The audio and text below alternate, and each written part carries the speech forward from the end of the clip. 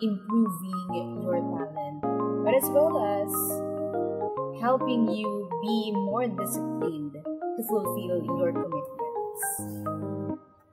One thing din na nakuha ko mula dito sa CVAP journey ko ay yung confidence ko bilang isang radio DJ. Nakapagdagdag ng confidence ang makasalamuha ang iba't ibang tao na may same level of motivation kung bakit din sila nandito sa program na to.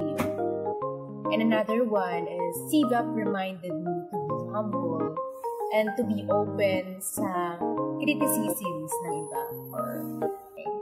Kasi in the real world, marami kang maririnig. Marami kang comments na maririnig. Tulad ng, dapat ganito, dapat ganyan. Kasi meron mga taong magsasabi sa'yo ng kung ano-ano, marami kang comments na maririnig mula sa kanila. Tulad ng, siguro dapat ganito. Siguro dapat ganyan. O hindi, ay maghahanap sila ng something na hindi mo pa nahanap sa sarili. Pero ika nga sa libro ni Mr. Pocholo na gusto kong maging voice artist, matutong mahalin ang iyong boses.